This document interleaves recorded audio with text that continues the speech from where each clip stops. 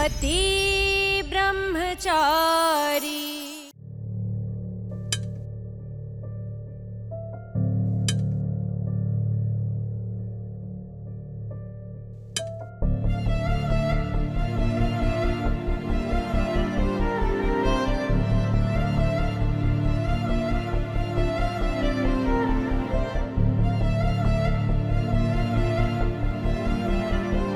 पता नहीं आगे क्या क्या होगा। आज से पहले ताई माँ और पापा एक दूसरे से इस तरह नहीं नाराज हुए कि एक दूसरे से बात तक ना कर रहे हैं।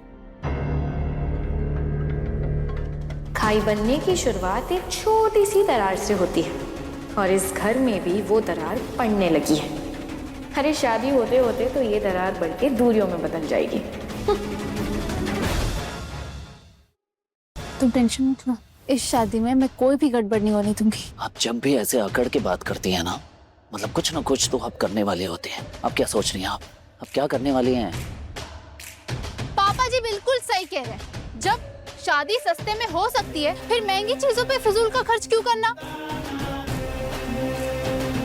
ईशा जी, आपकी सोच ना बिल्कुल गलत है। काव्या को ताई माँ ने बचपन से बेटी माना है। पापा के बोलने से क्या होगा? ताई माँ की मर्जी, जो चाहे वो करे। हाँ मानती हूँ, ताई माँ और काव्या के बीच माँ बेटी का रिश्ता है, पर ताई माँ काव्या की माँ नहीं है ना, पापा जी की बेटी है, तो हर फैसला लेने का हक पापा जी का हुआ। हद है ईशा जी, अब ना आप बिल्कुल गलत बात कर। मैं बस सच बोल रही हूँ और मैं सच का ही साथ दूंगी। अरे क्या सच जानती हैं आप? रिश्ते सिर्फ खून से नहीं बनते, प्यार और अपनेपन से बनते हैं। प्यार कोई कितना भी करे, पर बच्चों के लिए फैसला लेने का हक माँ बाप का ही बनता है। क्या फैसला? क्या बोल रही हैं आप? अरे क्या?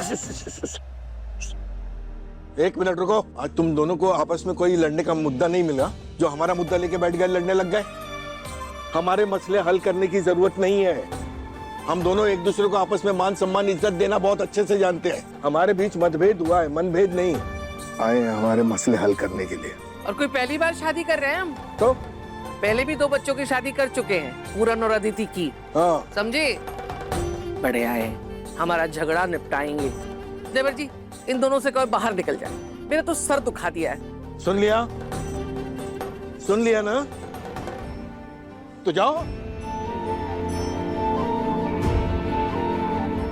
बढ़िया है।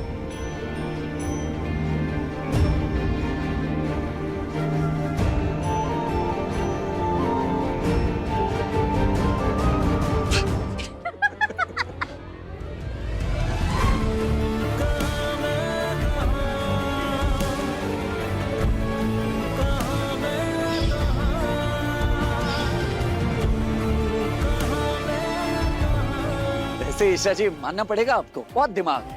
क्या आइडिया लगाया आपने यार? होने वाली IAS हूँ, दिमाग तो चलेगा ही ना। और वैसे भी जितने दिन यहाँ हूँ, चाहती हूँ किसी को दुखी करके ना जाऊँ। जब यहाँ से जाऊँ तो खुशियों भरी यादें लेके जाऊँ। खुशी की बात चल रही थी तो जाने की बात करना जरूरी थी ना? हाँ? नहीं मतलब आपको जाना है तो जाइए ना, चली जाइए। सच तो यही है ना सूरज, कुछ दिन में मैं यहाँ से चली जाऊंगी। तुम नहीं चाहते मैं यहाँ से जाऊं, नहीं चाहते तो मुझे बस एक बार रोक दो, मैं रुक जाऊंगी। है हिम्मत? बोलो, रोकोगे मुझे? जवाब दो। हद है, वहां की बात कहाँ चली गई? हाँ? मैं नहीं रुकूंगा।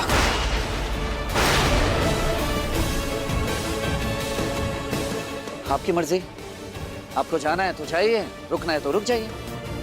और वैसे भी अगर मैं कुछ बोलूं तो क्या आप सुनेंगी? अगर मैं बोलूं कि ईशा जी रुक जाइए तो क्या आप रुकेंगी नहीं ना?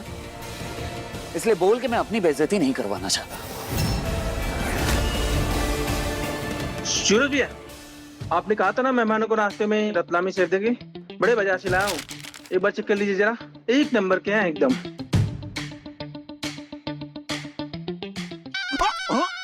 एकदम बेस्वाद और बकवास है। कहाँ से उठा के लाया? ना इसमें मसाला है ना नमक, ऐसा लग रहा है बस बेसन खाया जा रहा हूँ। बेस्वाद? समझ गया, आपके ना मुंह का स्वाद ही चला गया है। भाभी जरा आप चख के देखो।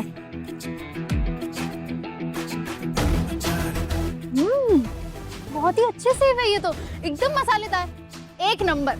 इसे कहते हैं स्वाद की सही परख। और तो इनसे क्या पूछ रहा है? ये तो हर फैसला जल्दबाजी में लेती हैं। फटक से खाया, फटक से फैसला सुना दिया। अब जाना है तो मतलब स्वाद है। इन्हें क्या समझ में नहीं आता?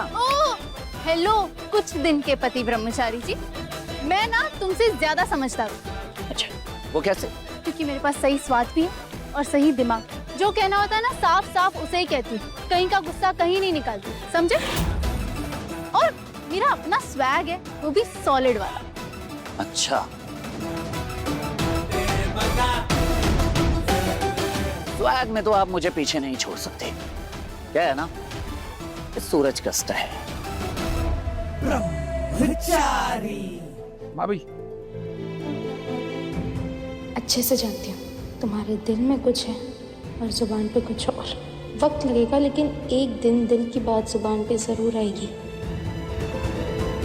आ जाओ यादव जी, एक काम करिए, ये पंखा जो है वो अंदर ले जाइए। हाँ, और हाँ इधर आ। ये कूलर जो है वो खिड़की से सटा दे बेटा। चाचा जी, आप ये सब कहाँ से ले आए? अरे ये पड़ोस वाले मिश्रा जी से, और कहाँ से। अच्छा, बस बस बस ऐसे घुमा। हाँ बस, जा जा जा, शाबाश।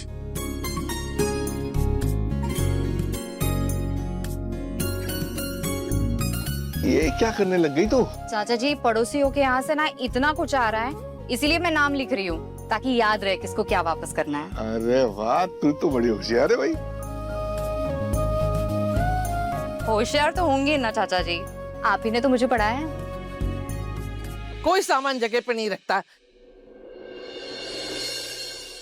कुंज बिहारी में हारी। देवर जी, इससे क्या होगा? अरे गुलाब सर से गर्मी बर्दाश्त नहीं होती है, तो उनके लिए तो किराए से एसी मंगाना पड़ेगा। एक दिन के लिए मंगा लेंगे क्या? अरे नहीं भाभी, ऐसे छोटे छोटे करते करते ये कर्जे का पहाड़ बन सकता है ना।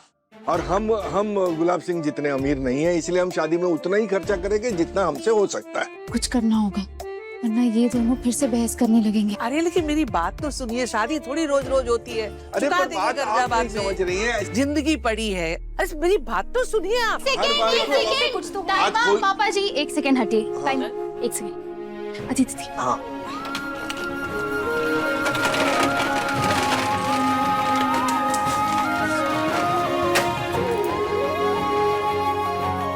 टाइम।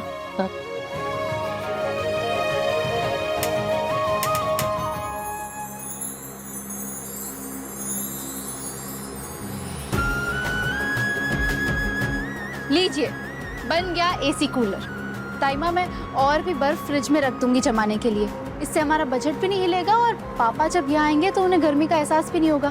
फिर क्या जरूरत है एसी की? इससे कहते हैं अमीरों की शादी ऐशो आराम की और गरीबों की शादी जुगाड़ की। लो हो गया जुगाड़ जी। अच्छा चलो ये लगा देती हूँ मैं। भाभी, हाँ ये रखिए, ये 2 लाख रुपए हैं इसमें, ये रख लीजिए।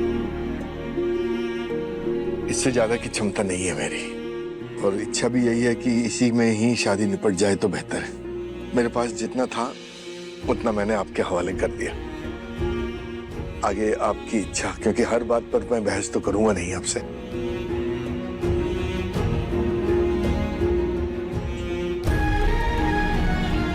ताइमा, मुझे भी लगता है कि कर्ज में डूबकर शादी करवाना सही नहीं है। जो है जितना है उतने में ही अच्छे से, खुशी से, जोश में तैयारी करनी चाहिए।